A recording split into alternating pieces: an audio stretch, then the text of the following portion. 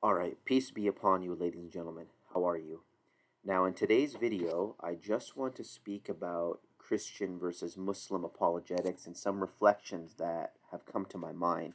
Just seeing how a lot of these Christians behave when addressing the Quran, it reveals something about them that's deep inside, which they try to hide. So, I often get recommended this guy's videos right here.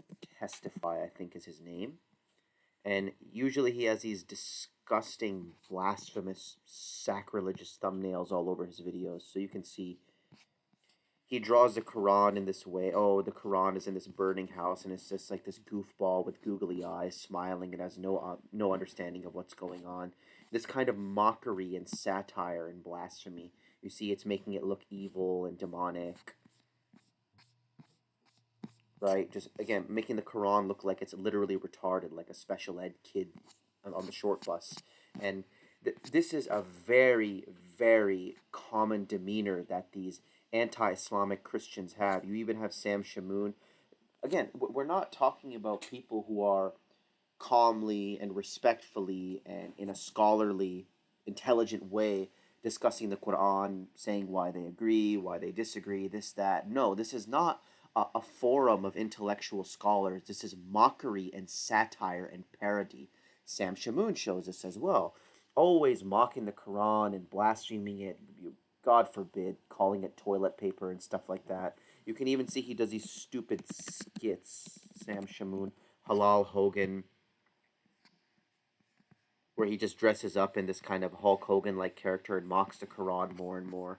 Then you have these guys like David Wood, God forbid. Take a look at this. David Wood, and he eats a piece of the Quran and spits it out on live stream. Just this mockery. Apostate prophet, although he's not Christian, might as well be. These Christians might as well be atheists who mock the Quran like this. Again, mockery, satire. This is supposed to be a parody of what people imagine Muhammad looked like, vis-a-vis the descriptions in the Hadith and what Hadithans dress up as. And the point of this video is to highlight this. If one is truly secure in their belief and they know they stand upon the facts, let me tell you, there is no reason to behave in this manner. There is no reason to mock. There is no reason to make satire and parody. You will just go through the facts as is. If you are truly secure in your beliefs, I'll give you me as an example. Listen, guys, I know the Christian religion is false. I've studied it. I've looked into it. I've read the Bible. I've seen the claims of Christians, and I know exactly why. It's so evidently obvious that the Quran is superior, far greater than the Bible in terms of textual integrity. Does the Bible have a lot of good? Certainly. But the Quran is superior in terms of as a whole document, assessed on its quality. The Quran is leagues above the Bible. And I've studied. I'm confident in this position, and you will never see on my channel. Let's take a look. You'll never see on my channel satire, mockery, blasphemy, nothing like that, right? I'm not mocking the Bible. I go through various religions, the Bhagavad Gita, Upanishads, the Dhammapada. I went through the Adi Granth. I'm going through the Upanishads again. I want to visit these books again and just deepen my understanding of them and my engagement with them. You'll never see me mocking or blaspheming. Can we disagree with other books and scriptures around the world or other books that are deemed holy and sacred? No problem, but we need to do it in an intellectual and scholarly manner. The way I behave and conduct myself, it shows that I am truly confident in my beliefs. These men here, this kind of mockery, goofballery, tomfoolery, they're coping. They're coping. This is the kind of behavior that you would get from somebody who's truly insecure and compensating. They know. Oh, all of them, I tell you, they all know deep down this Christian religion is filled with blunder after blunder. Just let's analyze it on face value. Saying that God is one, but three in persons, but one of these persons died on the cross, but at the same time, God can't die. He's everlasting, eternally living. But then, God forbid, God died on the cross for my sins, and this and that and the other, but he's one God, but he's three persons, but I worship one to get to him. He's the Son of God, but he's also God in the flesh. He's also God himself, but he's also co-equal, co-eternal, but separate. This makes no sense at all. This is brain melt. And compare that kind of theology to just saying God is one, serve him, do good deeds, and you get rewarded for what you did in the hereafter. This is the essence of Islam. And we can get into all the hadith and this and that, all the garbage in the hadith. Put that stuff aside. Just the essence of the religion, the foundational theology. Christians know, any Christians that have studied and looked into the Quran with any level of consideration and deep philosophical thought, you can tell the Islamic way is far more sensible than the Christian way. They know this.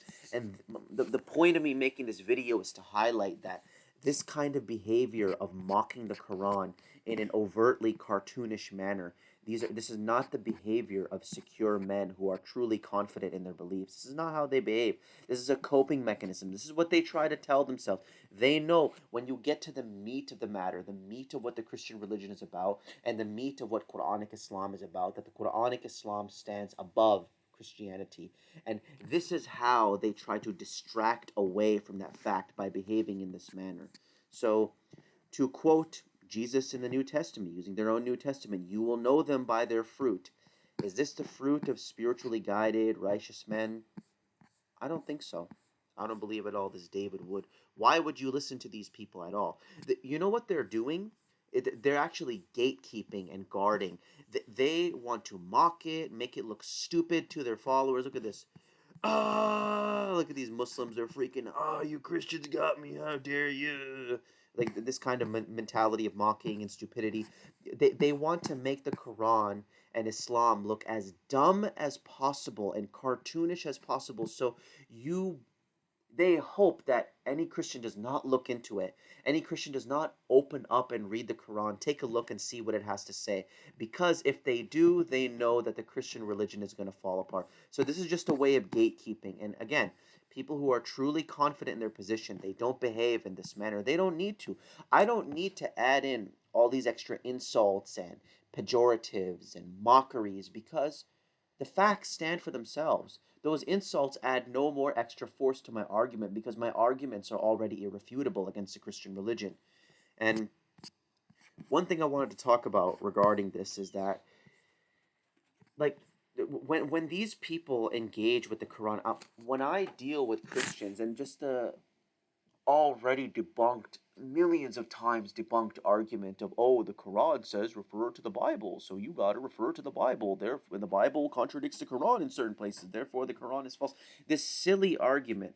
Christians, when they try to quote unquote refute the Quran, they never actually read it to see what it has to say. My mentality is this. I'm a man of comparative religion, comparative faiths, comparative scriptures. I like to read all different kinds of books. When I read the Bhagavad Gita, when I read the Bible, when I read different things, books, scriptures, whatever, I don't come into it with the... Look, you can even see right here. I didn't even plan for this. I'm reading the Upanishads right now. It's open on another tab. But when I read these books, I don't come into it thinking, how can I prove this wrong in order to further substantiate what I already believe? No, because if I come in with that bias, I'm not going to receive anything of value from that book. I'm coming in with a closed mind and closed heart. Rather, when I read anything, Bhagavad Gita, Upanishads, Bible, I go into it with the question of, or simply with the thought of, what can I learn from this? What is the main message? What is it trying to impart to me? What is it trying to teach to me? And I assess it based on those merits. These Christians do not read any other book outside of the New Testament and Bible or their councils and papal bulls or whatever, if they're Catholics or Orthodox or whatever. They do not read the Quran or the Bhagavad Gita or anything like that with that mentality. They come in with the mentality of, how can I prove this wrong? Rather than, let me just see what the Quran has to say. What is it trying to teach me? What is the overarching philosophy? What, even if there's a little bit of good in it, what is the good that I can take away from this? They don't come with an honest lens, and you can see it again with how they behave. And this is not scholarship. This is slam dunking and goofball, immature internet level or internet culture.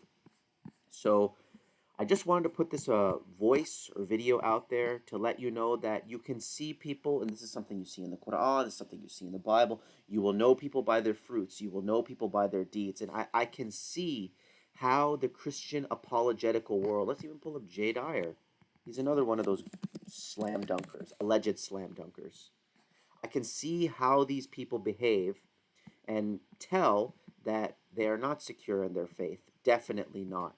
This is a coping mechanism, the whole Christian YouTube apologetic scene. And frankly, I'm sick and tired of the whole apologetic scene. It's just devolved into a spiritless, faithless clown show of people dunking on each other and burning each other and dissing one another instead of truly encouraging people to walk upon the spiritual path, the faithful path, to remember God, to do good, to live by his law. There's very, very few channels out there like that in comparative apologetics. It's more so, I'm going to show you how I'm right and you're wrong to show how you're inferior to me. Even look at just the way he characterizes this Muslim metaphysician. We can call it the Hadith metaphysician, but you see, calm, stoic, intelligent, collected, and you just proved me wrong. I don't know what to do. I'm sick and tired of all of this, and I want to delve beyond that in my comparative religious analyses and just get to the heart of the matter and really try to see what people are saying, understand where they're coming from. But you're not going to find it from the biggest Christian mouthpieces on the internet. But, anyways, ladies and gentlemen, that's really all I got to say on the matter. I hope this talk was a blessing. And yeah, peace to you.